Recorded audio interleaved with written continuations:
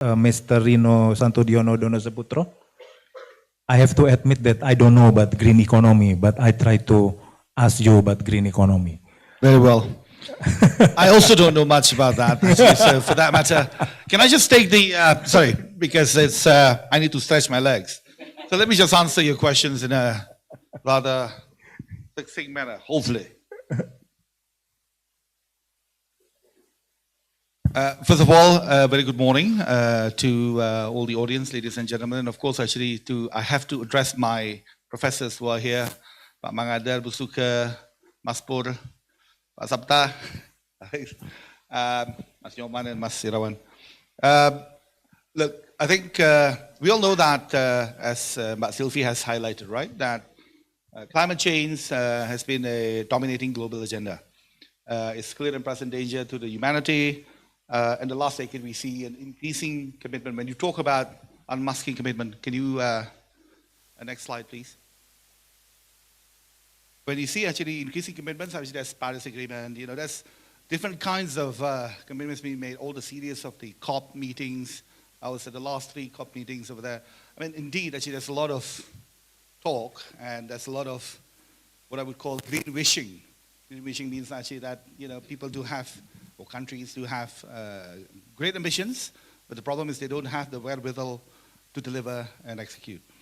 But you know, there's no international conference without the word sustainability, net zero, climate transitions, and all the rest of it.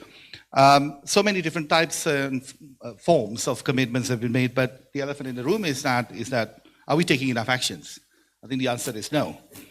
The world is heading for 2.5, 2.9 degrees Celsius as it stands right now with the current rate. The full delivery last COP28 in Dubai, even if all countries delivers their pledges, it's only going to make up 30% of the total emission gap that we need to keep 1.5 degrees Celsius by 2030.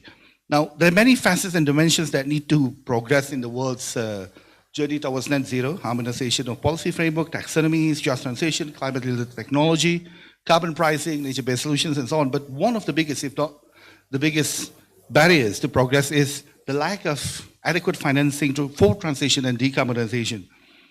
Transition requires significant amount of capital and emerging markets need most of it. I'll explain why actually in the next few slides. So next slide, please. So there are many projections being made about how much capital is really needed to achieve net zero. And they're all involving exorbitant amount of money. I mean, for this context, actually, let's take this UN data. $135 trillion is required by 2050. Now, about 2/3 of that, about 85 million, is required by the emerging markets. So Asia, Africa, and a few other regions actually where emerging markets are there.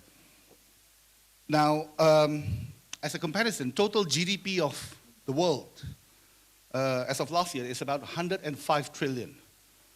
And the size of total capital circulating in the world, so managed by fund managers, you know, private equities, banks, insurance, you know, and the likes, are about 120 trillion.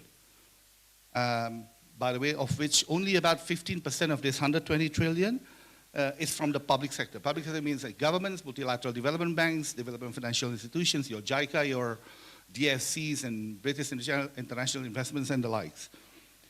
Now, coming back actually to the point about 135 trillion, all of these investments are needed for the different decarbonization sectors. You got energy transition, you got transport infrastructure, forest conservation, all the other nature-based solutions, and hard to abate but high emitting manufacturing sectors. The problem is only about 10% of the annual requirements is currently being met.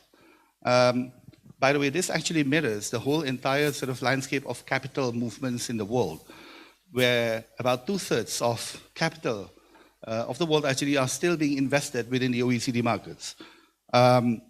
So these asset managers, or capital owners, if you will, are still perceiving the emerging markets as high risk, lack of certainties, you know, political economic stabilities and the like. So the point is not enough capital of the world is moving from the global north to the global south.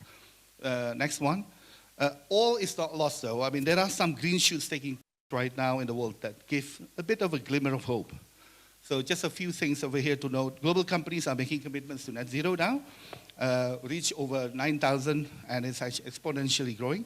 This is not only helping the acceleration of transition, but also increasing demand for the likes of voluntary carbon market.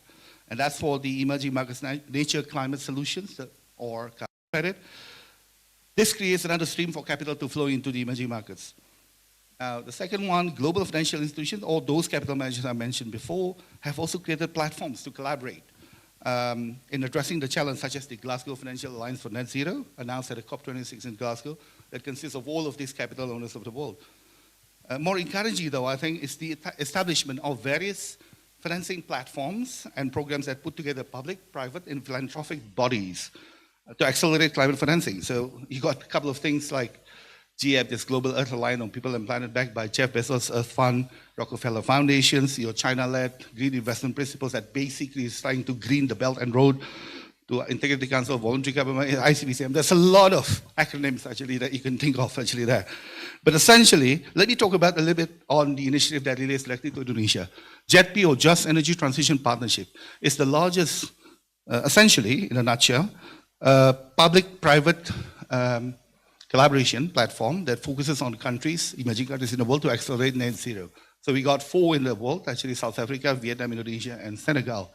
Indonesia has the largest commitment of JETP, $20 billion. $10 billion will be provided by the public sector. That's the G7 countries and the multilateral development banks, World Bank, IMF, ADBs. The other $10 billion is provided by 7 global banks, part of GFANZ, us included as well there. Now, I've been leading the negotiation of JETPs for Indonesia and Vietnam. It's not easy. It's actually quite complex. But the point is, this is a drop in the ocean. Even $20 billion for Indonesia's transition is a drop in the ocean, but it's supposed to be a catalytic initiative, if you will, to attract a whole lot more capital. So the point actually here is that this is a 1-to-1 dollar ratio between public and private. That can't be the case.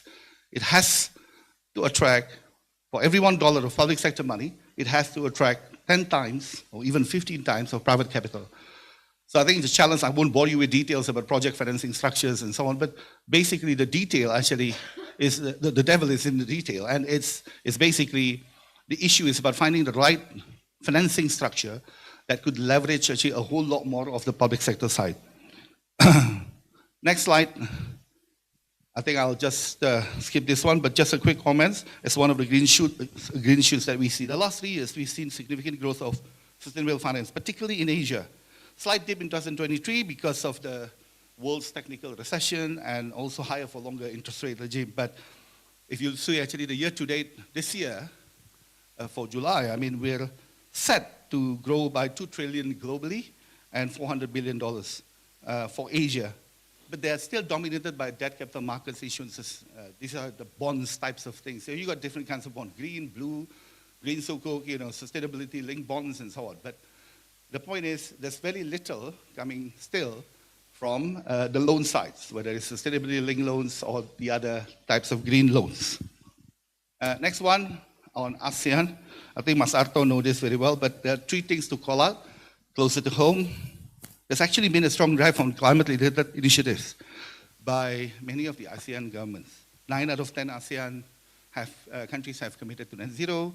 We got the ASEAN Technology version 2, and other programs like the ASEAN Carbon Center of Excellence, ASEAN Green Initiatives. But of course, many more actually needs to come. Second, ASEAN's transition landscape presents a very significant opportunity on sustainable finance, with about $1.5 trillion of potential cumulative investments up to 2030, because that's the need for transition. And last but not least is we see exponential growth of the sustainable finance loans and capital markets issuances. This will cross over 100 billion, nowhere near enough, but it's actually massive growth in this year, from only 9 billion, so 100 billion actually now. 7 years ago, 2017, it was only 9 billion. Now, the focus on Indonesia, next slide. We have made good progress actually in terms of ambition and setting the North Star around decarbonization. We see the start of carbon pricing framework. Yes, I'll be very quick. And the government actually launched carbon exchange last year, taxonomies and so on. Actually, there's some relaxations on the local content requirement. I can talk further about it. The very promising part actually is carbon credit. Indonesia has the world's largest potential for NCS at about 20 to 40 gigaton. If you price it at $20 per ton, there's about 400 billion more of market value. But let's focus on the challenges, and I think actually I'll stop here as my last point. Indonesia decarbonization is actually quite complex for the emerging market. And I would argue actually that we can be the blueprint model. If the international world, and us, of course, Indonesia, can crack the nut, if you will, in helping actually Indonesia to transition faster, it can be the blueprint model. Take, for example, it's, okay, from the outset, one of the fastest growing economy in the world. It's a very large, fourth largest country in the world. But we are also dependent on fossil fuel, very significantly. Take energy and power as the largest emitting sector. We got about 85 gigawatt of power generation. About 62% of them actually are coming from the coal-fired power plants, with another 20% of other fossil fuel, gas, diesel, and so on. Now, if you see this, it's similar, 60% coal with China, India, Philippines, South Africa. But the difference is that Indonesia has a long-term purchasing power agreement, or PPA, 25 to 30 years. And it's take or pay, meaning that if PLN doesn't use it, actually they will still have to pay for it. And the average life of, technical life of our CFPP is about 90 of them. It's about 13 years, so it's still very young relatively. You cannot get away from this. I mean, you want to break the PPA, Indonesia will be taken to international court. So it's relatively very young. In addition, to add to the complexity, unlike other coal-dependent countries, as we all know, we are one of the largest coal exporter. And you have the domestic market obligation, 20%. That makes coal-fired power plant or coal-based electron is very cheap, 2 to 3%, 2 to 3 cents per kilowatt hour, compared to solar at 8 to 10, and that's intermittent. Now, we have also the archipelagic nature of Indonesia. You cannot transition without transmission. That's the problem. You have the dispatchable renewable energies like geo, hydro, the big ones. The demand is outside of Jawa Bali right now, like Morowali's and other downstreaming sort of areas, special economic zones. Now, the point is that you need transmission to carry those electrons across the islands and the archipelago, and that's a lot of money to be put in. So the point actually I'm trying to make is that there's some suggestions, recommendations that I can talk further later, but Indonesia has the opportunity. At the same time, Indonesia has the biggest need for international collaboration, assistance, and in particular, investments. And we need to strive collectively together actually to move capital into where it matters the most, in this case in Indonesia. Thank you. Okay, so my name is Rizky Aditya Ramadan. I'm a final year student in Parayangan Catholic University, studying international relations, of course. And my question is addressed to Pak Rino Donosepoetro. And I'm just curious because in your presentation, you mentioned a lot about the emerging markets. And I'm sort of curious because in 2022 and 2023, the Rockefeller Foundation actually proposed with the government of Indonesia the Coal to Clean Credit Program, where they would support coal-based initiatives in order to support a more long-term renewable energy project. However, some concerns were actually raised by many non-governmental organization observers that this will be a slippery slope into supporting more fossil fuel projects. So the question is, what are your reflections on clean coal or clean oil-based projects? And are they a necessary milestone in your eyes, or are they more so an ugly reflection of fossil fuels in Indonesia? Thank you.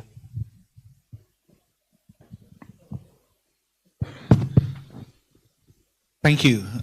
That's a very good question, by the way. Okay, first of all, I know that Rockefeller Foundation is working through that philanthropic entity. This is the Global Earth Alliance for People and Planet, GEP. So what they are planning to do is to help Indonesia accelerate that transition to net zero. But knowing full well, I think actually the point is, you asked my question actually, do I think that this is something that is necessary? Is it something just? Perhaps actually that's to rephrase your questions a little bit, right? I think that puts a question about, how do we define just transition? One of the biggest issue, I believe, for emerging markets, and hence this whole sort of lack of financing flowing from the global north to the global south, is about how do we really define just transition. I mean, of course, some other people say just, equitable, affordable, and so on. But just in simplest terms, actually just Indonesia, in this case, coal is important for Indonesia. It's a cheap source of energy. Again, I mentioned earlier some technicalities about, this so-called coal trapping of Indonesia. It's not as easy as, say, for example, South Africa. They can just build all new renewables because their coal-fired power plants are at the end of their life, technical life terms. Not for Indonesia, still young. Now, we are also one of the largest coal exporters in the world, with the domestic market obligation that puts 20% of all of the coal exports would have to be sold to PLN at $70 per ton, irrespective of whatever market price is. That puts the electricity generation, the electron is very cheap, right? So solar, wind can't really compete from a pricing perspective. And that makes it less bankable in that sense. Who's going to finance the billions of dollars actually that is needed to build the renewable energies? So in order to help Indonesia accelerate, I think this is something that is personal view. I think the international world needs to understand that it's balancing between the growth of the economy, hence electricity demand. Look at digitizations in Indonesia. Data center are very hungry for power.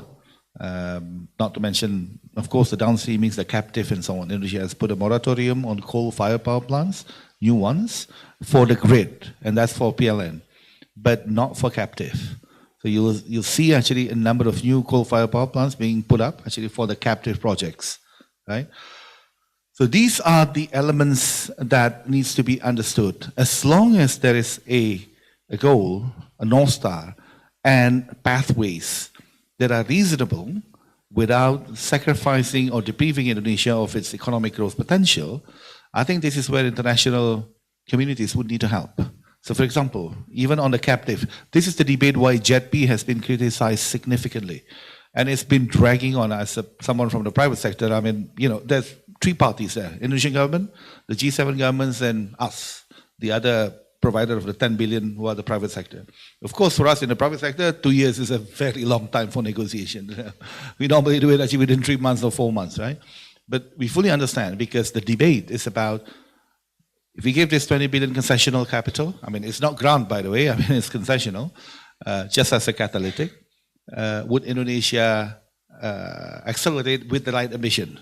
Now, this whole non-moratorium on captive, for example, has been debated heavily, and there's a lot of political, national interest play a part actually in all of that negotiations. But setting that aside, I think the point or the answer to your question is that international world is horses for courses. Even not all emerging markets are the same.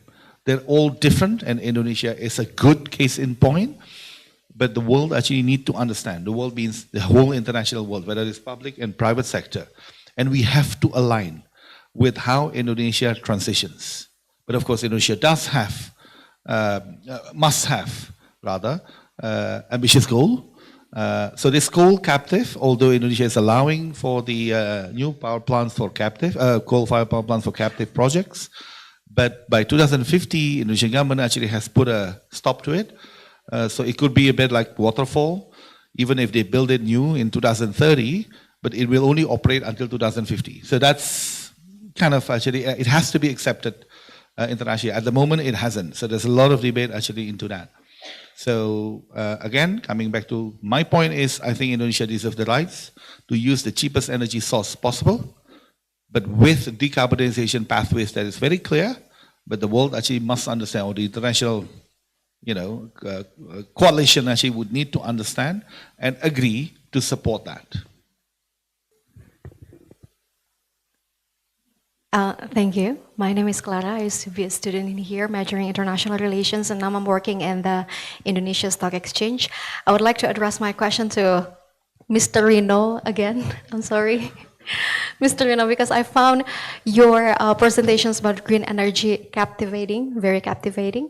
The question is, we do believe that reaching zero net emissions is a lifetime goal, it's a global project, and it's kind of hard to achieve actually.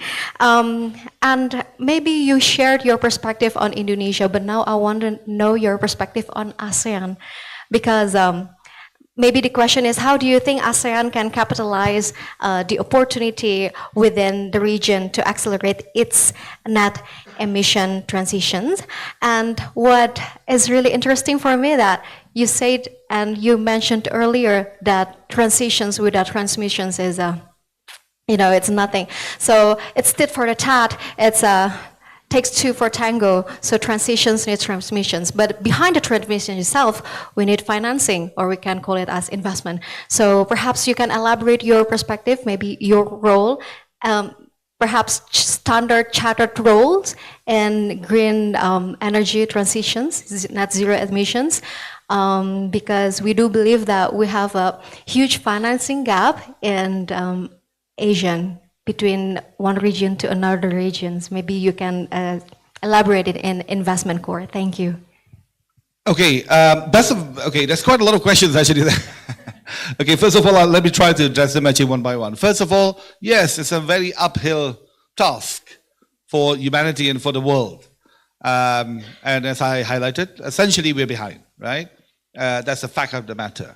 But the point is that this is something actually that is paramount. I mean, it's an existential issue, I suppose, Masato, yeah. Because at one point, actually, the earth will not be livable, right?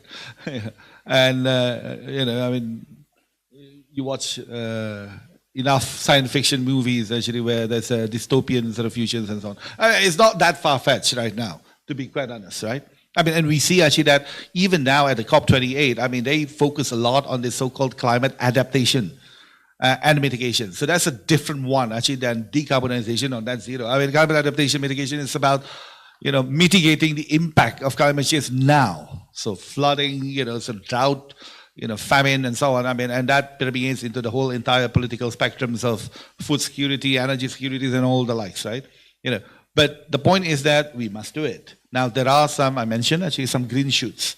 So there are things actually that the world actually can do still, right? I have to say that it's not something that, and this is partly actually to answer your second question, how do we really do it? I mean, the world, all of the various parts, so combating climate change would need a collaboration of NGOs, private sector, capital owners, government, publics, multilateral organizations, and the likes, right? Every individual living on Earth. But the point is that I think the view is quite fragmented and misaligned. I'll give you actually one quick example. So yes, I mentioned about global companies are committing to net zeros, and so on. They're trying actually to put disclosure requirements, SBTIs, and then now they put their targets, 2025, 2030, or 50, or whatever. Now the point is that they operate on certain taxonomies or standards actually from their home market, say the OECD ones, right, the European. There's a lot of NGO pressures over there. I mean, the NGOs actually mean well, of course. Some of them actually are quite sort of progressive in terms of demanding the cutting of the carbon emissions now, rather than through a transition. The problem is that for us in financial industries, many of the global financial institutions are being somewhat influenced by that as well, because we got activist investors and so on, right? So there's a lot of the do's and the don'ts actually that we cannot do. So for example, we want to help transition in a market, but there is a specific position statements that we have to make because of the, let's call it, influence of all of the other non-government actors, international actors, that would define that we have to help transition, but any company, so for example, take Indonesia. Any company in Indonesia, by this year, we can help with that transition if they reduce their coal dependency, particularly for hard to abate sector, coal revenue dependency. This year 75%. Next year, 1st of Jan, actually would have to be 60%. The complexities of the matter is not like that. Actually, one large Indonesia group, they got specific operating entities focusing on surfacing of the coal mines in, the whole Kalimantan and, part of Sulawesi, right? The other ones actually are focusing on the transport, so all of your barges and so on. We provide financing actually for them. Now we have to exit them because they won't achieve actually that reduction in terms of dependency on coal revenue. But at the holding company level, they've been investing significantly on renewable energy assets. So and along the downstreams, whether it's the PV cell manufacturing together with the likes of Trinas and Longjis of China, largest PV cell manufacturer and solar glass, or buying or financing a number of wind, solar sort of projects. So that can offset actually their overall sort of dependency on coal. But the problem is the pressure is so strict that we would have to, and we got demonstrations at our head offices where we have to exit. I had to meet actually with one of the largest, conglomerates in Indonesia and tell them actually you got to pay back actually the loan because the group pulled out from RSPO. I know it's very political, but this is one of the problems. On sustainability, I think the world actually needs to be aligned in how do we help emerging markets. Every country actually would transition in its own pace. I think that has to be realized, right? So what I would say is that that's some of the things actually that, from a broader sort of context perspective, actually that also clog that flow of capital and funds, from wherever it is actually that they got abundance of to where it's needed the most. Right? Your last question is about Standard Chartered. Okay, Standard Chartered. So I think actually in terms of sustainability, we've made commitment. We put the ESG sort of criteria in all of our financing since 15, 20 years ago. 5 years ago, we made a commitment in terms of net zero. So we will achieve net zero by 2025, and that's next year, from all of our operations. So net zero means actually that we will offset the emissions that we have from our building, our travels, and all the rest of it. But we will achieve net zero from all of our financing by 2050. So financing means the whole entire global, so we're present in 60 countries in the world. All of the financing that we do to all of our clients, counterparties, they would all have to be net zero. So those clients actually would emit, some of them actually in, sort of hard to abate sector or high carbon sectors, like airlines and oil and gas companies and so on. But we would have to offset actually with other things actually that would reduce CO2 in the world. So that's actually quite a big sort of step. We are committed to mobilize about $300 billion by 2030, mainly from emerging markets. Of course, we're involved in this commitment for the JETPs, Indonesia, Vietnam. For Indonesia, it's 10 billion actually divided by 7 banks. Vietnam is 15.5 divided by 2 is what? Close to 8 billion. Then, it's divided by 5 banks and so on. So there's quite a lot of that. In Indonesia, I think we're quite proud. Actually, Indonesia has this largest floating solar power plant, 145 megawatt. It's called Cirata. 2 years ago, inaugurated by President Jokowi. So we led the whole entire syndication and financing for that one. Hopefully, JETP, coming back to that point, we're going to announce the first of its project. There's a lot of criticism. I mean, where is this $20 billion that Pak Jokowi declared during the G20 in Bali, right? I mean, there's not even one project being financed by this, so-called 20 billion. Hopefully, we're just at the cusp of it. The Comprehensive Investment and Policy Plan, CIPP, that's agreed between G7, us, and the government of Indonesia is already there since December. But the projects, we hope actually the financial close will come in very soon. In the next, Indonesia will have the Indonesia International Sustainability Forum on the 5th and 6th. So it's Pak Luhut's sort of event, if you will. Hopefully we can announce it over there. Another large floating solar power plant. Actually, we're part of that together with a multilateral development bank. Another big one would be another first for Indonesia is that early decommissioning of Cirebon coal-fired power plant. Remember I talked about actually that coal trappings. So that's JETP project. We're heavily involved. We're leading the private sector actually in terms of structuring for that. It's purely non-commercial, to be quite honest. Sorry, I don't mean actually to drag you into the world of financing and so on, but just know actually that what is needed is really not commercially, sometimes it's not really commercially viable. Early decommissioning coal-fired power plant is really a loss-making project, right, in that sense. But we do need to do that. So out of 25 years, so Cirebon, 660 megawatts, it would require to early decommission by about 7 years, so it's 25 years PPA. we would need about 4.8 billion of concessional capital. Of course, we're working with ADB and a few other financial institutions to provide that cheaper financing. It's as simple as you have a mortgage with a fixed rate. You pay same amount, actually for 20 years, now actually that will be done.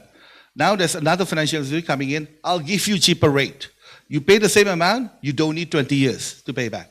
Probably you need only 15 years. That's the simplest terms in terms of the structure. Of course, is much more complex than that. Actually, in early decommissioning this coal-fired power plant. For Indonesia, it's super important because of the coal trapping. I mean, otherwise, actually, Indonesia can't really move the dial on the energy mix.